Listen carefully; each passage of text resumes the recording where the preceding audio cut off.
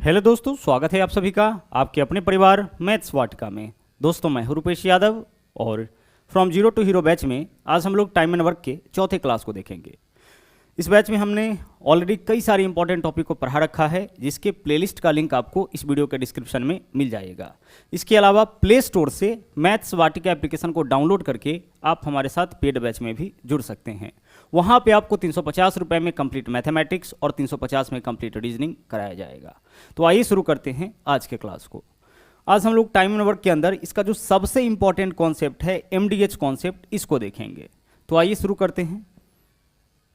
देखिएगा, पहला क्वेश्चन आपके सामने है, बिल्कुल आराम से इसको समझने का प्रयास करिएगा। बोला यह गया है इस क्वेश्चन में कि 30 आदमी प्रतिदिन 5 घंटा काम करके एक काम को 16 दिनों में पूरा कर सकता है। तो आगे क्वेश्चन यह पूछा है कि उसी काम को 40 आदमी प्रतिदिन 6 घंटा काम करके कितने दिनों में पूरा करेगा। ध्यान से समझिएगा, जब भी क्वेश्चन में वर्कर का संख्या भी दे, वह वर्कर प्रतिदिन कितना घंटा काम करता है यह भी दे, और साथ में काम को कितने दिनों में समाप्त करता है यह भी मालूम रहे, यानी यह सब कुछ मालूम रहे, उस केस में हम लोग MDH फार्मूला का उपयोग करते हैं। और MDH फार्मूला क्या है, पहले तो आप उसको देखिए। जो MDH फार्मूला है वह है आपका M1 गुना H1 गुना D1, ठीक है, M1 गुना H1 गुना D1 बट्टा W1, पहले वाले सब में 1 लगाइएगा, बराबर M2 गुना H2, M2 गुना H2 गुना D2, और बट्टा में क्या लिखेंगे, बट्टा में हम लिखेंगे W2। यही आपका MDH फार्मूला है, ठीक है। याद रखने के लिए आपको बस MDH याद रखना है। MDH का आपस में देख लीजिए, ऊपर में क्या है, गुना है, दोनों तरफ 1 लगा हुआ है, यानी कि पहला बार यहाँ पे 3 लेटर है MDH। M फॉर होगा आपका मैन, वर्कर का जो स्टैंडर्ड फॉर्म है वो आपका मैन है। D फॉर आपका होगा डे, यानी कितने दिनों तक काम करता है, और H फॉर होगा आवर, यानी कि कितने घंटे तक काम करता है, और W फॉर होता है वर्क, यानी कितना काम करता है। यानी M1 के स्थान पर हम क्या लिखेंगे, पहली बार जो वर्कर का संख्या देगा उसको हम M1 से, पहली बार यह जो वर्कर है जितने दिनों तक काम करेगा उसको H1 से, और जितने दिनों में काम करेगा D1 से, और जितना काम यानी पहली बार जो काम का मात्रा देगा उसको W1 से। ध्यान रहे कि पहली बार अगर काम का मात्रा ना दे तो यहाँ पे हम 1 ले लेंगे। क्या लेंगे, हम 1 लेंगे जब काम का मात्रा न दे।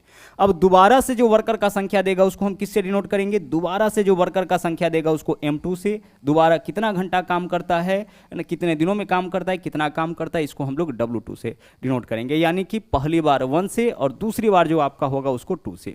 अब हमेशा क्वेश्चन में क्या होगा कि इस पार्ट का पूरा डाटा आपको दिया जाएगा और इसमें से कोई एक मिसिंग हो सकता है, यानी M2 का वैल्यू आपसे पूछा जा सकता है, H2 का वैल्यू पूछा जा सकता है, D2 का वैल्यू पूछा जा सकता है, या फिर W2 का, यानी सेकेंड पार्ट में से किसी एक का वैल्यू आपसे पूछा जा सकता है। ओके, चलिए तो ध्यान रखिएगा, इसमें M1 के स्थान पर क्या रखना है आपको, वर्कर का संख्या। H1 के स्थान पर क्या रखना है, यह वर्कर कितने दिनों तक काम करता है, यह वर्कर कितने दिनों तक काम करता है, सॉरी कितने घंटे तक काम करता है। D1 के स्थान पर कितने दिनों तक, और W1 के स्थान पर कितना काम करता है। जैसे इस पहले क्वेश्चन में आइए, देखिएगा यहाँ पे क्या बोला है, 30 आदमी, तो M1 के स्थान पर हम क्या लेंगे, M1 के स्थान पर हम लेंगे 30, ठीक है। आगे चलिए, आगे देखिए क्या बोला है, प्रतिदिन 5 घंटा काम करके, तो H1 के स्थान पर क्या लेंगे हम 5, H फॉर आपका आवर होता है। 5 घंटा काम करके एक काम को 16 दिन में, कितने दिन में काम समाप्त करता है, 16 दिन में। ऊपर में क्या हो गया आपका M1 गुने H1 गुने D1, एक काम को बोला है तो 1 लिख देंगे। अगर काम का मात्रा नहीं भी पता होगा तो हम क्या लिखेंगे, हम बट्टा में 1 लिखेंगे, ठीक है। अब चलते हैं आगे, अभी कई सारे कॉन्सेप्ट को यहाँ पे समझना है आपको, ठीक है। तो M1 गुने H1 गुने D1 बट्टा W1, पहले पार्ट का काम आपका हो गया समाप्त। अब सेकेंड पार्ट में कोई एक पक्का मिसिंग होगा।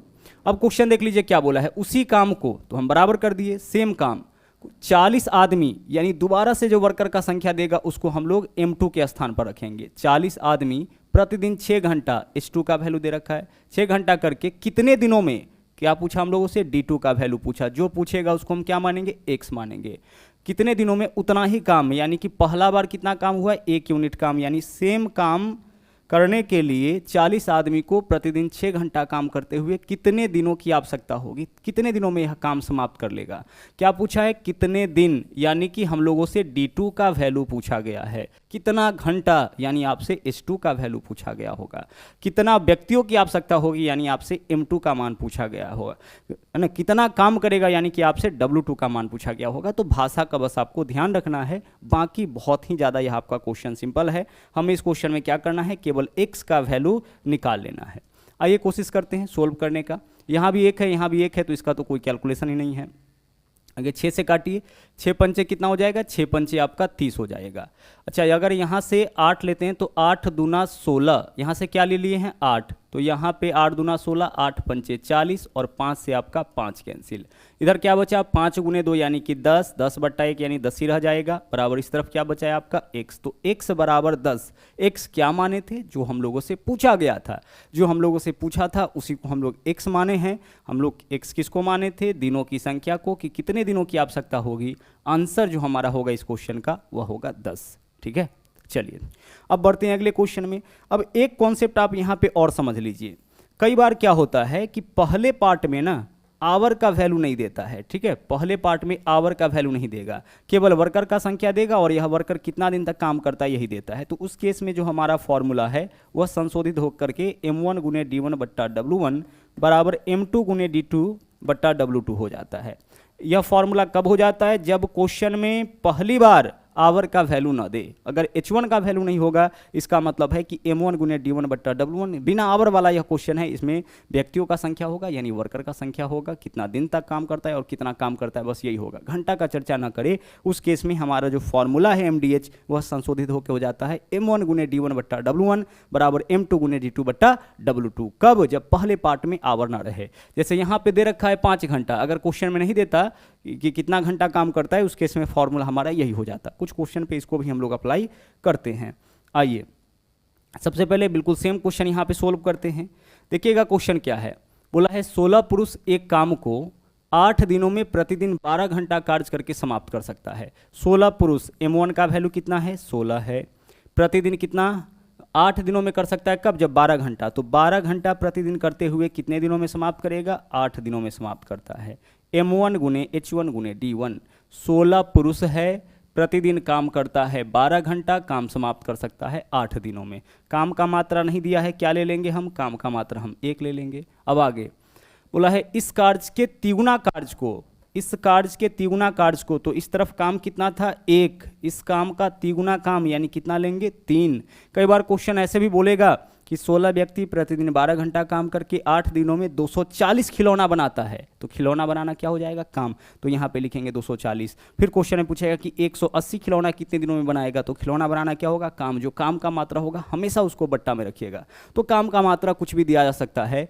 इस बार क्या बोला है, 16 पुरुष एक काम को 8 दिनों में प्रतिदिन 12 घंटा कार्य करते हुए समाप्त करता है एक काम को। अब इस कार्य के तिगुना काम को, तो इस काम का तिगुना काम यानी W2 का वैल्यू दे रखा है, अब तिगुना काम लेना है। और W2 का वैल्यू क्या हो जाएगा 3, क्योंकि यहाँ पे काम 1 है तो यहाँ पे काम 3 लेंगे तभी तो तिगुना काम होगा। अगर आप XY भी मानते हैं तो यहाँ पे x तो यहाँ 3x, तो x से x तो कटेगा, बराबर के आमने सामने से वैल्यू कट जाता है, इसलिए केवल आप 1 लीजिएगा।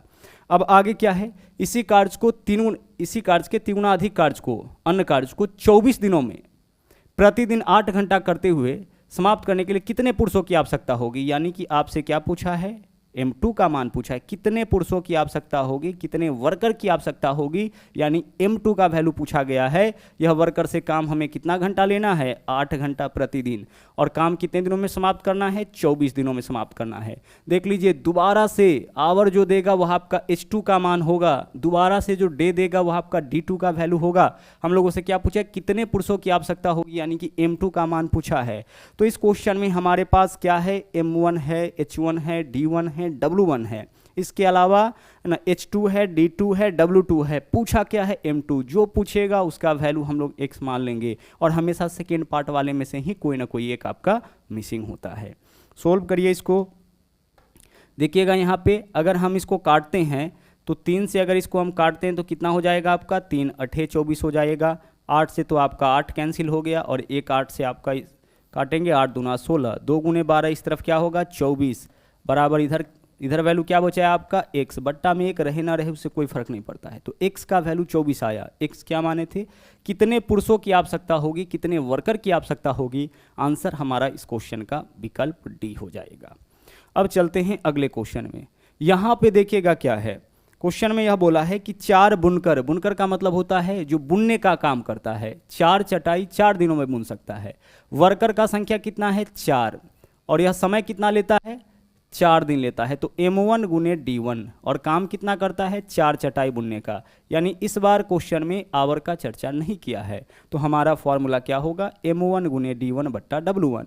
4 बुनकर 4 दिन में 4 चटाई, 4 बुनकर 4 दिन में 4 चटाई। हमेशा ना M1 D1 ऊपर और नीचे में W1, काम हमेशा नीचे रहेगा। ओके, क्वेश्चन क्या पूछा है, इसी गति से 8 बुनकर M2 का मान दे रखा है, 8 दिनों में D2 का मान दे रखा है, कितना चटाई बुन सकता है W2 का मान पूछा है। जो पूछा है क्वेश्चन को अच्छी तरह से पढ़िए, जो पूछा है उसको x मानिए, सोल्व कर लीजिए।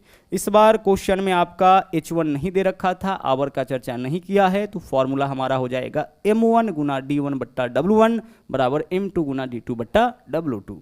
सोल्व अगर करते 1 4 से तो 1 4 कैंसिल हो जाएगा, 4 से काटेंगे 4 दूना 8, क्रॉस मल्टीप्लाई x से, इधर कुछ नहीं तो 1 x हो जाएगा बराबर 2 अट्ठे 16, x का वैल्यू 16 आया। x क्या माने थे W2 का वैल्यू आपका 16 हो जाएगा, मतलब 8 बुनकर 8 दिनों में 16 चटाई बुन सकता है। ठीक है, चलिए अब चलते हैं अगले क्वेश्चन में।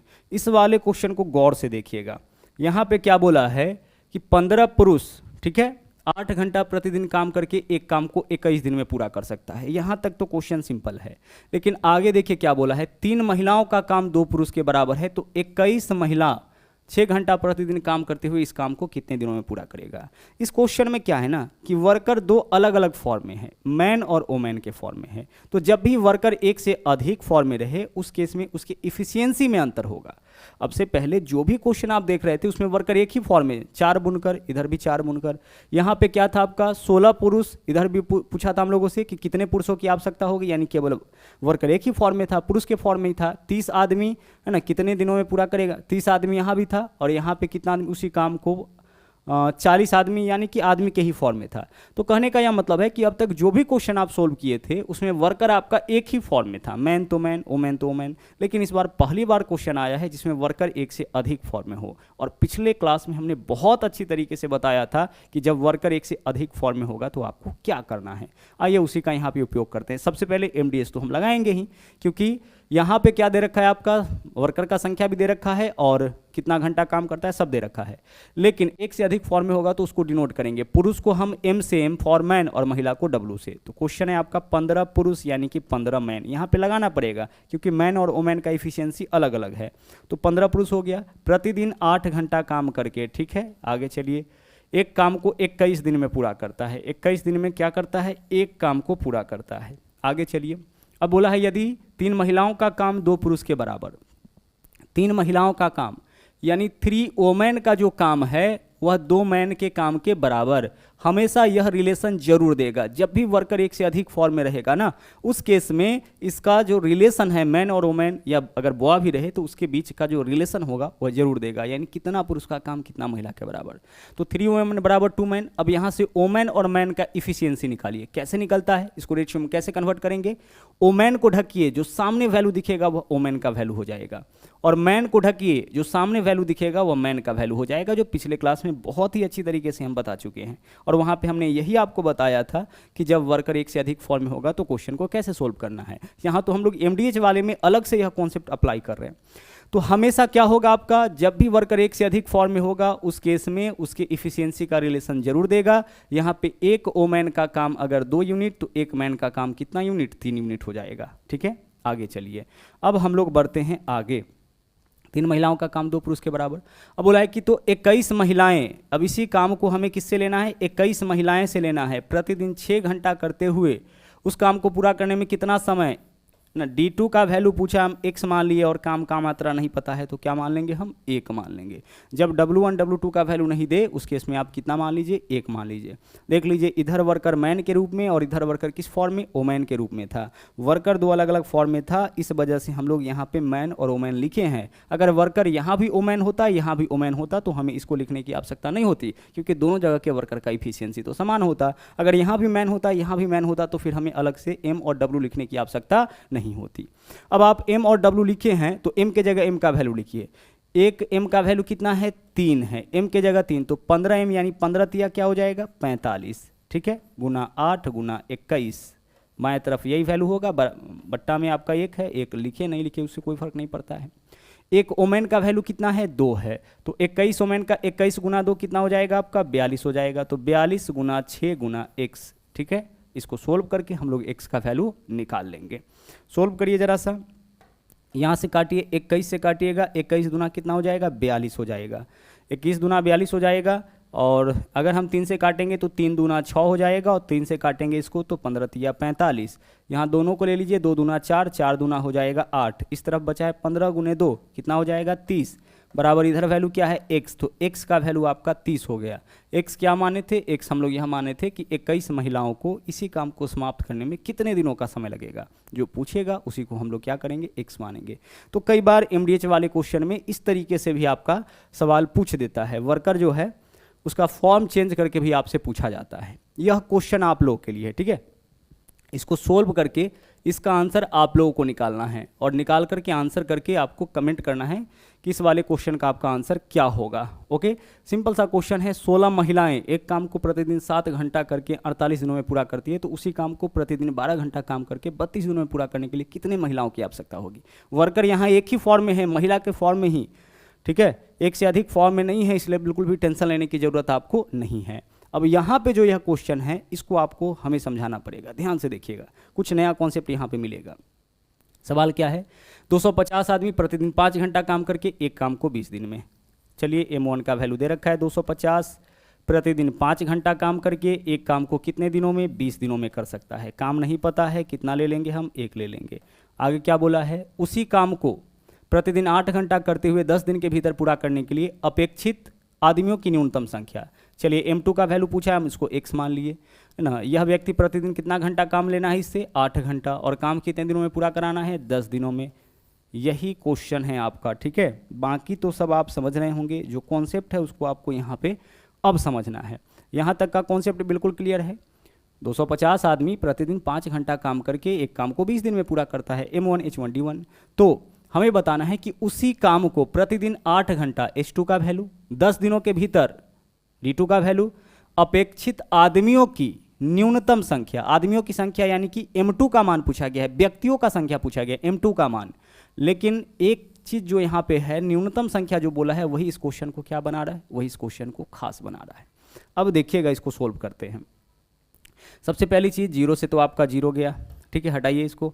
और अगर 2 से काटते हैं तो यहाँ पे क्या बचेगा, 2 से काटते हैं, 2 तो है, 2 से काटेंगे तो यहाँ पे 4 हो जाएगा, और 2 से काटेंगे तो यहाँ 2 बचेगा, और यह आपका हो जाएगा 125। 125 पंचे कितना होगा, यह होगा बाएं तरफ हो जाएगा 625, और 2 इधर गुना में इस तरफ आएगा तो भाग में 625 बट्टा 2 बराबर क्या होगा, x होगा।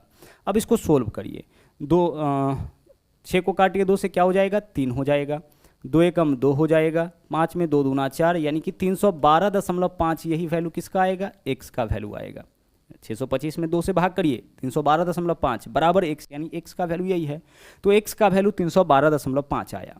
अब x का जो वैल्यू आपका 312.5 आया है, उसको बहुत ही ध्यान से देखिए। यह किसका वैल्यू आया है, व्यक्तियों की संख्या। आपने ना यहाँ पे M2 का वैल्यू निकाला है, व्यक्तियों की संख्या, और व्यक्तियों की संख्या जो है वह कभी पॉइंट के रूप में नहीं हो सकता है।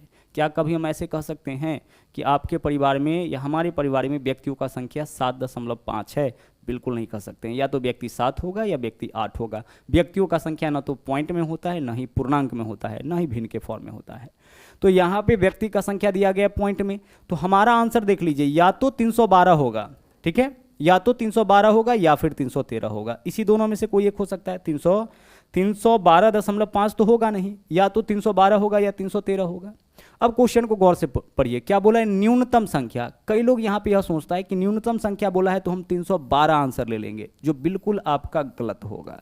ठीक है, 312 हमें नहीं लेना है, न्यूनतम संख्या बोला है, फिर भी हम क्या लेंगे? हम लेंगे 313। अब आप पूछोगे कि सर 313 क्यों?